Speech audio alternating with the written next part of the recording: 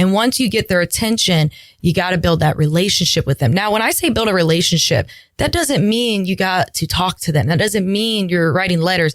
What that means is that they're noticing you and learning about you, and you were building a relationship with me without even realizing it. Now, when you build a relationship, they're either going to like you or not like you. And they're going to love you. So once you start building that relationship, they're going to like you. And once somebody likes you, they trust you.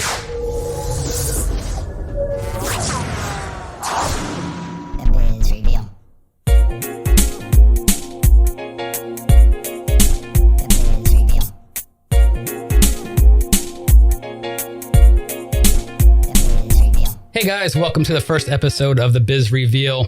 You've got your widget. You've worked really hard to get your widget put together, and you've got your store to sell your widgets in. You start opening up and nobody's coming. Nobody's into your store. Nobody's buying your widgets. Why is that? Well, nobody knows about you. So you have to focus on getting people to know what you do and where your widgets are at and how they can find them. To do that, we've got Mary Harper with us. Yes. Hello. Hey, Mary. You can find Mary at marketwithmary.com. And she is going to talk to us a little bit today about how to market your business, how to get an audience, how to grow that audience and get some loyalty from them. So Yes. Thank you, Craig, for having me on. I'm so excited and nervous and just I'm moreover excited because I can't wait to share some information, and I hope that it helps many people. Awesome. So do I. And in fact, maybe you can teach me a few things as well. I hope so. I would love that. So I have to ask first, when we spoke earlier, you have a dog named Charlie. I do. And what kind of dog is Charlie? She is a dachshund. She's my baby beautiful. girl. So they sneeze and hit their mouth on the floor? She's a lowrider for sure. She is my everything. She is my best friend. She listens to me, and I call her a lowrider because she's a little bit overweight right now. But overall, Aren't we all? Hey, we're all trying to just work on ourselves, right? All right. And you are also a firefighter and EMT, volunteer firefighter and EMT for about 6 years. Yes, I was. You're a realtor. Yes. And you do marketing as well. So and I do marketing. Very focused on doing a lot of different things and staying busy. I appreciate that. So when did you first get involved with marketing? What made you say, hey, marketing, this is my thing. This is what I like to do? That's a great question. So I have not always been into marketing. I got into marketing probably about 4 years ago is when it started. I became a realtor. And when I became a realtor, you're your own boss. Right. You don't have a boss. So it's either you hustle and you figure out a way to make yourself known, or you will never be known. So I had to quickly adapt to that. And what I wasn't realizing at that time is what I was doing. And I immediately just started putting myself out there. I was all over social media. I didn't care. I had people tell me, Mary, you're annoying me. You know what? But you knew my name and you knew who I was. And so probably about 2 years into real estate, I started noticing other realtors coming up to me and just asking me, hey, what are you doing? And, how are you getting your business? And how are you getting these ideas? And I've always shared them. I never was one of those people that said, figure it out yourself, or, because no one's competition, because I'm my own person. Nobody else has my fingerprint. You're not going to be me. So I was never worried. I enjoyed helping other realtors. So once I started doing that, that's when I realized, wait a minute, I'm good at this. I'm good at helping other people achieve what they're wanting to achieve. And that's when I realized that's marketing. So that's awesome, though, that it came naturally, just instinctively. Yeah, I was very fortunate. Yeah, that's very cool. So where did you start? Like, what was it, a social media thing? Did you start doing, print, TV, radio? Where did it start? Yes. So social media is your own little TV, if you think of it like that. You can do live, you can do pre-recorded, you can do anything. So that's what I took advantage of. And I utilized social media. I took pictures every day, videos every day. And not only that, but I took my name, Mary Harper, and I wanted to brand myself. So that's when I came up with Harper's Houses. And that's when at that point, I didn't realize what I was doing again. So I just started putting that on everything. You made yourself your own brand. Yes, correct. Cool. Yeah. And then I just started sharing my life and what I was doing, because if you don't share it, they don't know.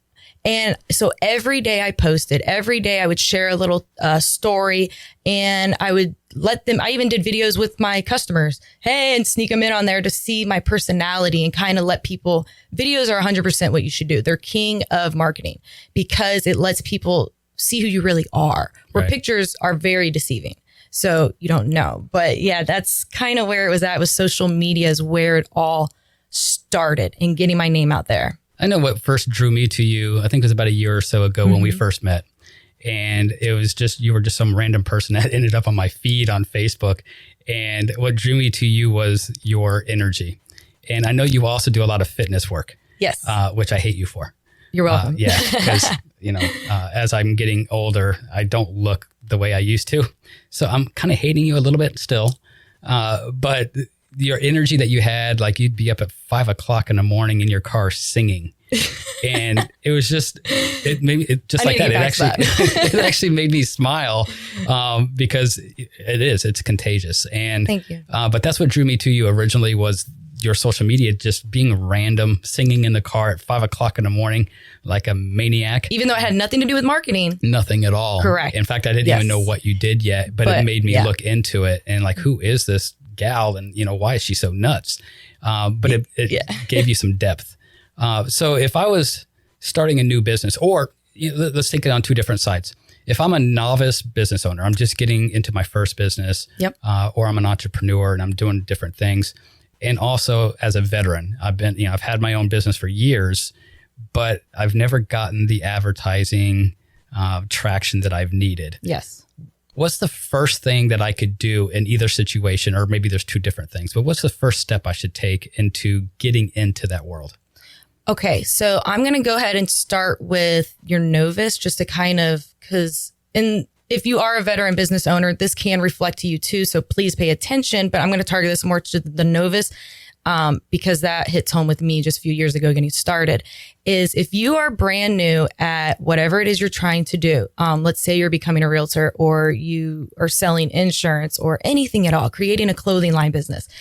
First thing you want to do is brand yourself. You want to let people know who you are. So again, going back to me becoming Harper's Houses, that put my name in it, and it's also catchy. Right. So hashtag Harper's Houses, Harper's Houses. You want, great example, if nobody knows him, Billy Fusillo. He is known for huge and his loudness and everything like that. What people don't realize is he was like the motivation for my story.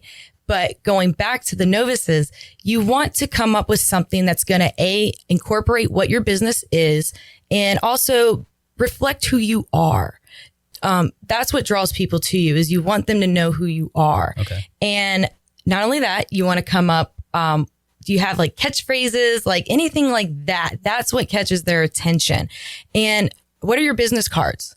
Like, you got to have good business cards. Do not go cheap. Okay. Because I'm going to tell you guys right now, if you give me a business card and I can make it talk, and that's to where I can make it bend and kind of be like, how you doing? You need to step up your paper. So business cards are still relevant. Oh, 100%. Absolutely. Yeah. Majority of people, they take them, put them in their purse, their wallet, never hear them again. But what you don't realize, and what they are subconsciously not realizing, is when you hand them that business card and they feel that thick texture of it, and they automatically are like, oh, okay, they spent some quality. Right. And if you don't get a compliment on your business card, like let's say somebody says, man, this is not, if you don't, you need to get a new business card. And let's say you're like, well, wait a minute, Mary, I'm in corporate and they supply you better buy your own then. Stand out. Why blend in? When I was a realtor, I had a different business card than everyone else in the office, and it stood out on that wall. Not only that, what's your website? How's that look? Is it eye-catching? Does it get to the point? Is it user-friendly? Those are very, very important. And that's why it incorporates as well for the veterans. Because when's the last time they checked their website? A lot of people build it, don't even update it. You're not utilizing it, and the analytics behind that on Google, that's affecting you from popping up. So people are putting it out there because they know they need one, but they're not actually using it the way that it should be interactive. Used. Yes. Okay. The biggest thing here is social media.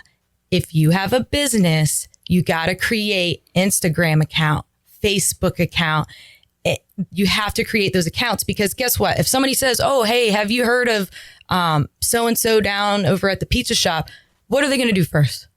Google the pizza shop. They're going to Google the reviews, everything like that. So it's important for you to be on social media to share your story. And again, like I just said, reviews, it made me just bring that up, made me think of it. Get testimonials. I don't care if you haven't had one customer, you better get a family member on there and you better tell them that this is the best place to go to. You know what I mean? So those are, and that's again for veterans, whether you're novice or veteran or not, like you got to start from square one again. If something's not going right, you got to start from square one. Don't overthink it. Start from scratch. But business cards, your websites, building your social media platforms, and getting a logo. You got to have a logo. That when people see it, they know what it is. Like, you know, the Netflix, right? You see that red little N, you know that's Netflix. The hardest thing I think about logos is making it simple, but also making it so it's kind of like the movie poster for movies and at the movie theater, where you have one shot, one still frame to explain what a 2-hour movie is about. Yeah. And I think that the logo, at least in my point of view, should do the same. Your logo should tell them what your company does reflect in just one picture. Sure. Yes, absolutely. You are your business. So don't try to be something you're not, because that's what you don't want to do. You want your logo to represent you. Pick good colors that represent what you are and different designs. And later on, I can give you, unless you want me to tell you now, I have a great website for that. Sure. Go ahead. Let us know. It's called Fiverr.com. FIV as in Victor, ERR.com. They are who built my logos for both of my businesses. And it was cheap. It was, I think, $10, 10 or 20. Kidding. Oh yeah, 10 or 20 bucks. And they gave me 2 to 3 samples. And if I didn't like them, they redid them. And so for everybody starting their business, you know, money's tight. So I highly recommend Fiverr.com for your logo. And they do so many different things on that website. It would blow your mind. I can't even get into it because we'll be talking forever about that website. But yeah. Another episode. Stay folks. Tuned. Yes. All right. So what if I'm, because I know a lot of these folks, if I'm just technologically disadvantaged and I just cannot find my way through anything that involves technology. And I know that social media is one of the biggest mediums to use for advertising and doing my marketing and getting my name out there, getting my business out there. How hard is it for me to get started? And how hard would it be to understand? And I know that's a kind of a loaded question because there's so many different ranges of folks out there that have, ability wise for social media. Right. But what's the first most important site, and maybe the second and third to be on? As in regards to for their business, you mean? The sites they should be on? Like the Facebooks, the Instagrams, and all the different ones, Twitters. Which ones are the highest viewed and most effective for a business? You're going to want to be, I'll be honest with you, if you're going to make videos, YouTube is one of the number one platforms, and people don't even realize that.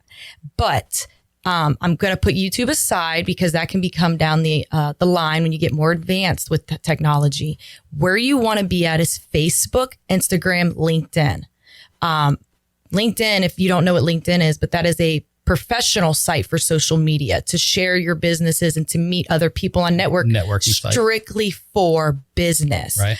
And, but social media for Facebook and Instagram is very good. Instagram, you're reaching people from all over the globe. You use your hashtags to get their attention and to find you. You know what? I'm going to pause you right there. Go on ahead. So hashtags. Right? And I know, what was it, 3 or 4 years ago, everything was hashtag this, hashtag that.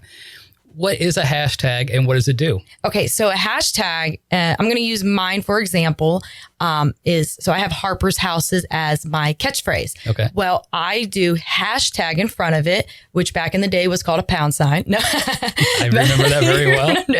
But so I do hashtag Harper's Houses. And what that does, so whether it's on Facebook or Instagram, if you put that, if somebody hits it, because what that hashtag does is it allows you to, if I just put Harper's Houses, it's just a text. You can't click on it and it takes you somewhere else. Where when you add that hashtag in front of it, when someone clicks it, it will bring up any and everything that's ever had that hashtag in it. So in my instance, for Harper's Houses, anytime somebody hits Harper's Houses, they're going to see every single home I've sold, any marketing material I've done for that, or hashtag market with Mary. You're going to see any marketing strategies I've done. And that allows them to see more. Just by that one little click, they're going to see everything through that category. So it's kind of like a link. It links them to the history of anything that's ever had that. Yes. Very cool. So I can see how that could be very useful. Watch out, Google. Hashtags are coming up. Yeah. So should you utilize, because I've heard this from Both different ways. people, and I'm sure I've made the mistakes and I've also done the right things, maybe inadvertently on both sides. Yes. But should you use the hashtags that have a lot of them? Like, I think hashtag love is the most widely used hashtag out there. Of course, you want it to have something to do with your content, but should you use the hashtags that have a lot there, or do you want something that's a little bit more specialized? That's a great question. Okay, so I do a lot of research about this stuff because you have to stay up to date on everything's changing every day. So what I've read on numerous different articles is, and just so folks know, hashtagging just from my personal experience, is better on Instagram. That's where you're going to catch a lot of your audience. But you want to, I'm so sorry, I went blank for a second there. You want to...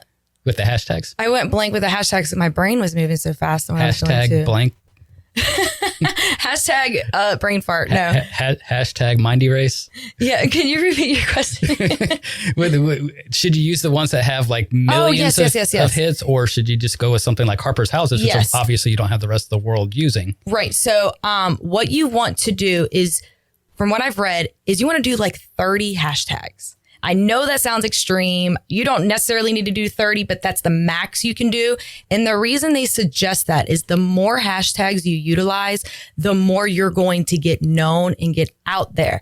Because it's not, you're just putting hashtags on your page, but what you're not understanding is by you doing that, you're putting yourself into thousands of other people's audiences on their browser. When they hit the little search button, you can pop up because people can follow hashtags. So if they do hashtag love and follow it, you could pop up on their timeline without them following you. So should you use a combination of the most used and then more specific like And Harper's there's Houses? apps for that. You can download certain apps. There's like hashtag apps, and some are free and some you can pay for that to get extra.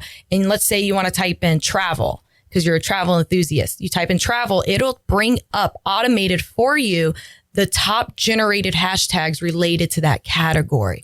How do they list which one's at the top? Like, say there's a million, and I'm sure there's more, but if you do hashtag travel, or you click on hashtag travel, and there's like a million different ones that have that same hashtag, which ones are going to be at the top compared to which ones are at the bottom? I'm going to go if there's algorithms, everything's behind the scenes with that. It's insane that people don't really understand the little details that they think are, that they don't think are beneficial, and they are. Okay. So yes, if they're going to be at the top, it's more than likely they have more followers, more interactions. You have to interact. Okay. So if somebody comments on your stuff and says, "Oh, that's beautiful," don't just like it.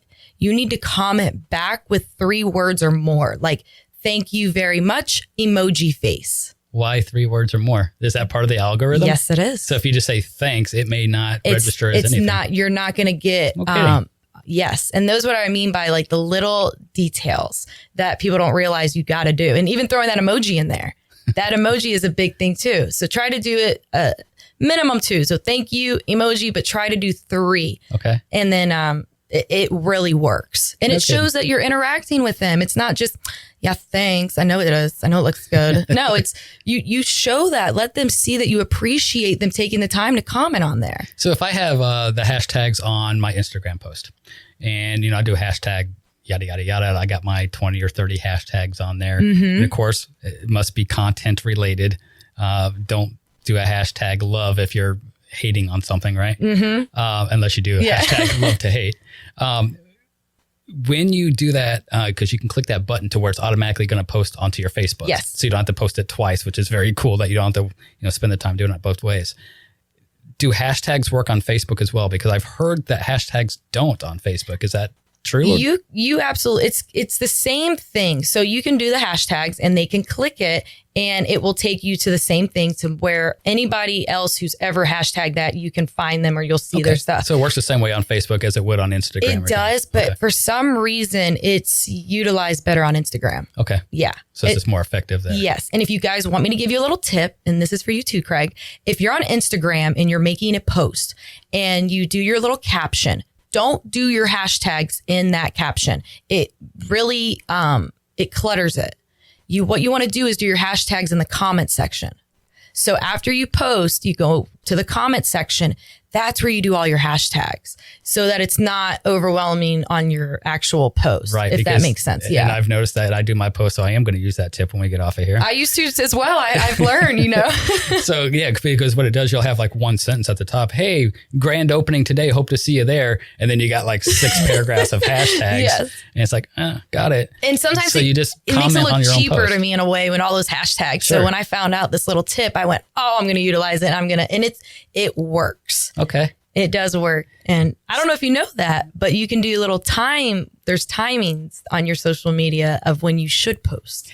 Yes. And that was another question. Nice segue there.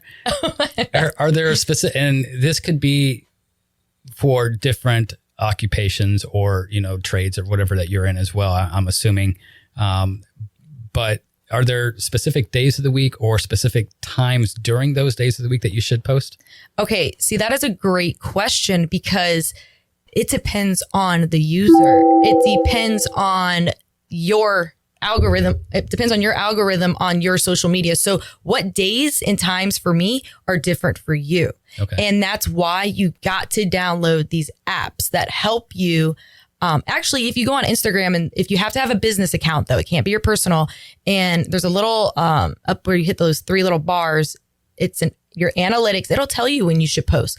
But there's better apps out there that will say, hey, and down to the hour of post at 4:55 p.m. Monday. Does that mean that's when most people that are interested in that are going to be my audience is more or less on at that time, I want to back up a second because you said, your personal account versus business account. Yes.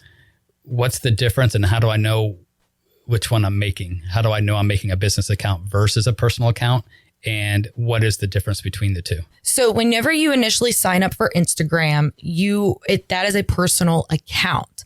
On your Instagram, it's free to upgrade. It's in your setting. It's in the settings section to where you create it into a business. Now, what makes it a business is it allows you, the difference from a business to a personal is you're able to see the analytics behind it. It shows you your audience. It shows you, how many followers exactly you have. So let's say you have 11.2 followers and you don't see the actual behind like 11,245. All you see is 11.2. Okay. It tells you how far off you are from growing. It shows you the times of the day. It shows you your interactions with it. Where on your personal, you don't get that. Also on business, you're allowed to, that's where you do your boosting in your business. So you can pay to have your advertisements on there. Okay. Where personal, you can't do that. But if you're on a business, you can, let's say, for an example, you're scrolling and everyone knows of this brand called Fashion Nova. And if you're scrolling, bam, all of a sudden you see an advertisement for it.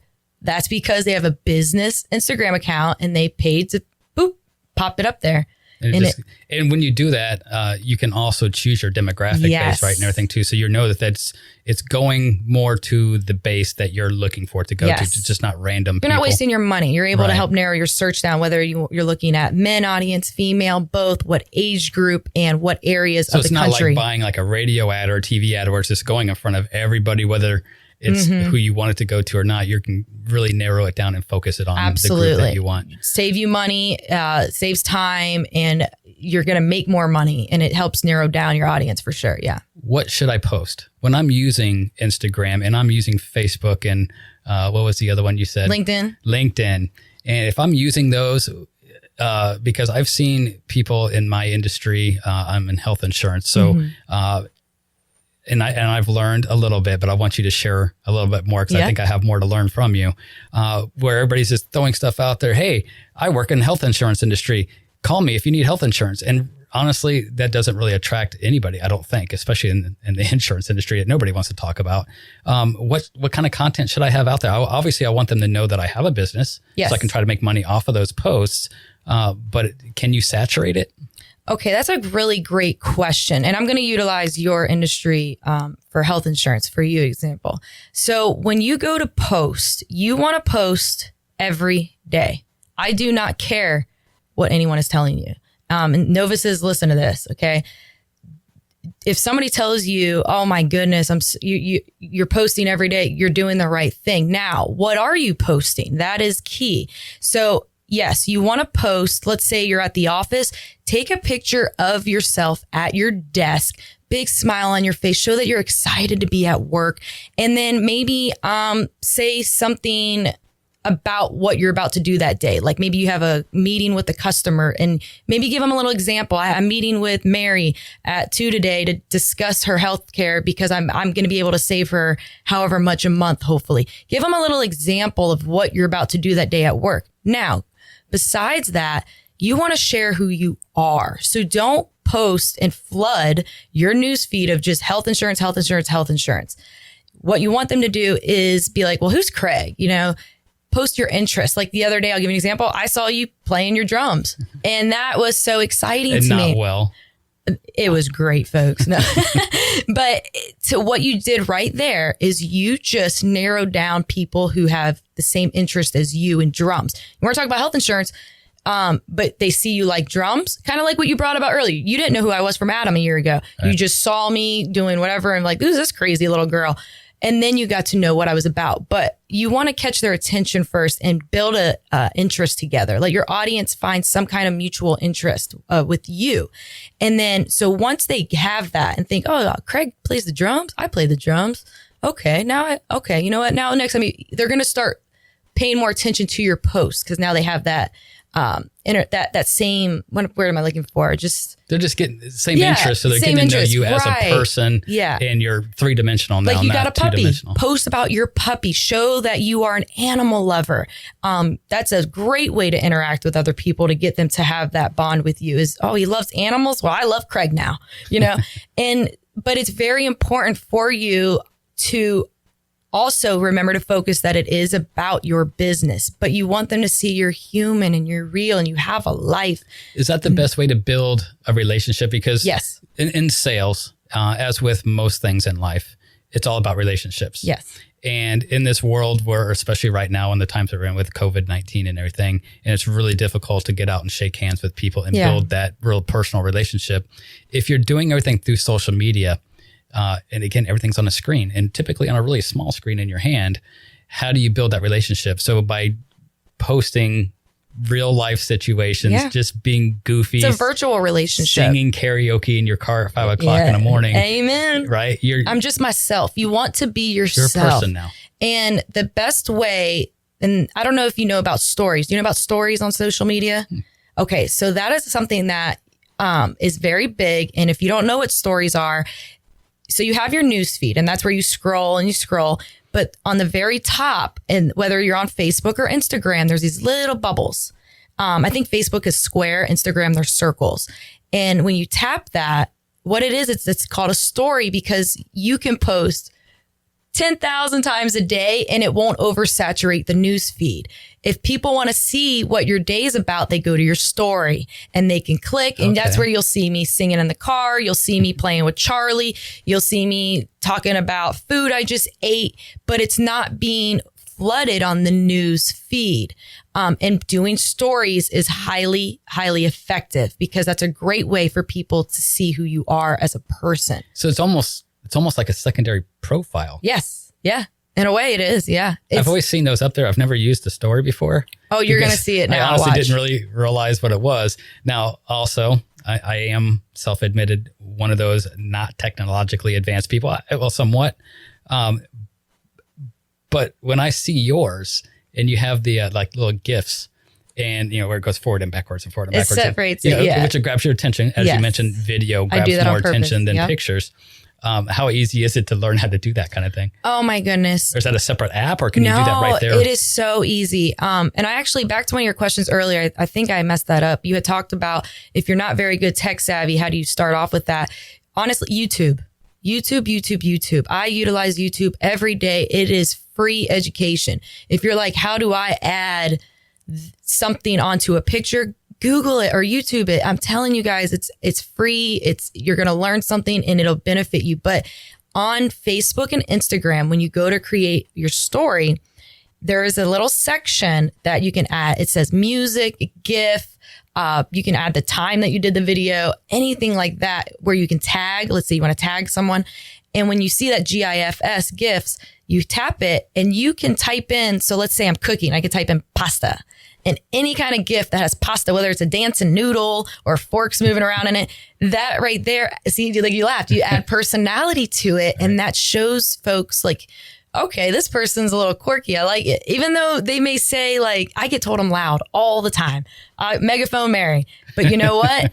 That's who I am. And I don't want to change that. Right. And because that's what people love about me. So you got to find and utilize who you are and maybe exaggerate it a little bit to catch their attention. But yeah, GIFs are a great way to show your personality. And personality, I think, is very important to portray. Yes. Because, there's only so many industries out there. Yeah. What's separating you from the next person that's got the post below yours? Yes. Why should I contact Mary for my marketing as opposed to, Tom's marketing? Right. And I just kind of relate more with Mary. I like her personality. And I think, like I said, you're kind of building that relationship just through those posts. You kind of feel like when we met last year, I felt like I kind of already knew you. I love that. I knew what your hobbies were. And I knew you like to hunt. I knew you like to fish. Mm-hmm. I knew you were into, fitness. Yep. And I knew you're goofy as hell. And, you had a great personality and a good sense of humor. So I felt like I already knew you before we met. And that's how it should be, because what you just said is phenomenal. Because what I did with you there is I caught your attention, which is always the first step. You've got to catch people's attention. And once you get their attention, you got to build that relationship with them. Now, when I say build a relationship, that doesn't mean you got to talk to them. That doesn't mean you're writing letters. What that means is that they're noticing you and learning about you, and you were building a relationship with me without even realizing it. Now, when you build a relationship, right then and there, they're either going to like you or not like you. And they're going to love you. So once you start building that relationship, they're going to like you. And once somebody likes you, they trust you. Right. And that's all that a business is. You want to get your name out there, build that relationship, whether it's physical, which in person, or you're virtual.